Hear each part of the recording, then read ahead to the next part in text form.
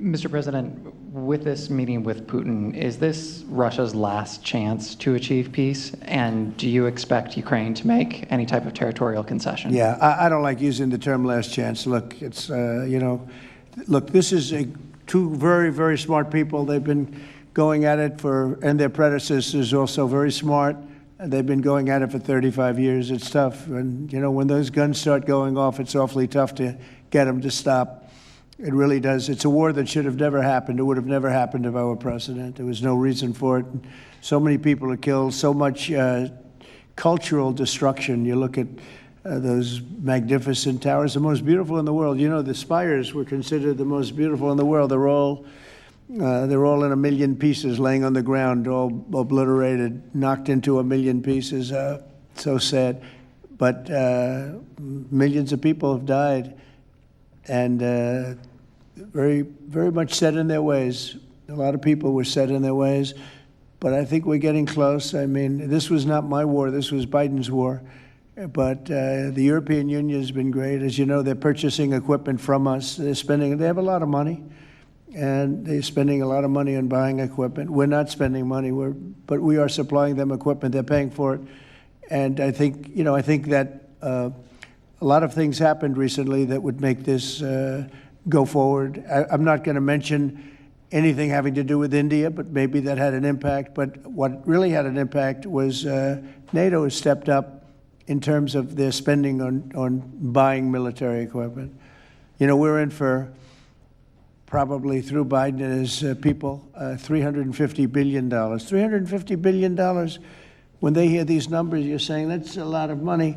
$350 billion the United States has spent on that. It should have spent nothing because it should have never happened. It would have never happened. And Europe is in for over $100 billion, which is, it should be the opposite if we were in for anything, but it should be the opposite. And I will say that Europe wants to see peace. The European leaders want to see peace. President Putin, I believe, wants to see peace, and Zelensky wants to see peace. Now, President Zelensky has to get all of his, everything he needs, because he's going to have to get ready to sign something, and I think he is working hard to get that done. Will Zelensky have to give up territory, Mr. President? Well, you're looking at territory that's been fought over for 3.5 years with, you know, a lot of Russians have died, a lot of Ukrainians have died. So we're looking at that, but we're actually looking to get some back. And some swapping. It's complicated. It's actually nothing easy. It's very complicated, but we're going to get some back. We're going to get some switched. There'll be some swapping of territories to the betterment of both.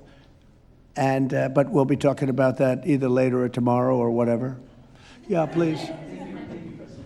Say it. If I could ask a question of your guests and also of you. Yeah. Of the guests, will the Armenians from Nagorno-Karabakh be allowed to return? And also, do you have any thoughts on the talk about President Trump winning the Nobel Peace Prize?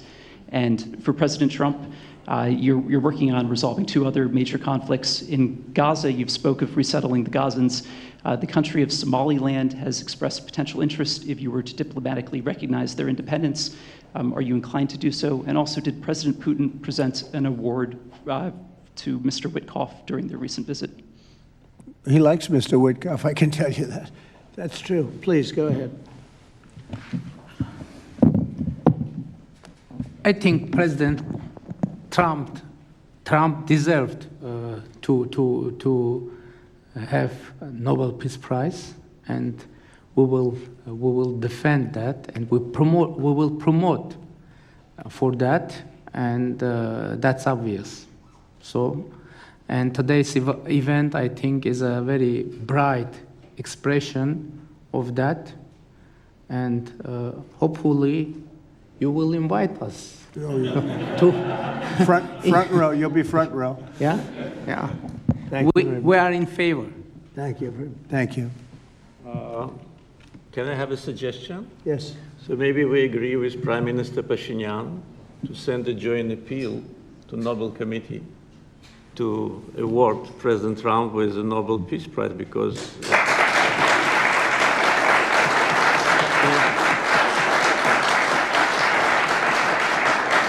from the leaders of the countries which were at war for more than 3 decades. Having this historic signature here, it really means a lot. This is tangible result of President Trump's leadership, and no one could have achieved that. There have been many presidents here since beginning of 90s, and the so-called Minsk process, which, by the way, today we put an end to with my Armenian colleague, started in 1992. So negotiation under the auspices of OSCE continued for more than 3 decades without any result. So who, if not President Trump, deserves the Nobel Peace Prize? I don't want to go into the history of some very strange decisions of the Nobel Peace Committee to award the prize for someone who didn't do anything at all. But President Trump, in 6 months, did miracle. So I think that my Armenian colleague will support it, and judging by the reaction of the audience, I think as soon as we come back, we will agree to issue a joint letter, and hopefully, and I also join when President is awarded, we hope that he will invite us to the ceremony. You certainly will be. Thank you very much. Do we have draft to sign now? Well, we'll see what happens. We already It's like to early. sign. Thank you very much. It's very nice. We're looking into that right now. Good question, actually, and another complex one, as you know, but we're working on that right now. Somaliland.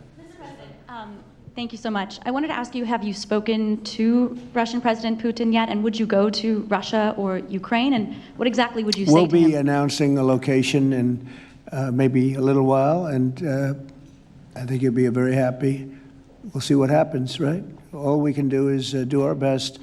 We've been working on this one for a long time. This is a very complicated one also. This was extremely complicated, but we made it less complicated, and we had 2 very brilliant people on my right and my left. They understood what was at stake. I think if it didn't get done now, it might have never gotten done. So this is the same, very similar with Ukraine. It became more and more complicated as time went on. It was simple at the beginning. It wasn't going to happen.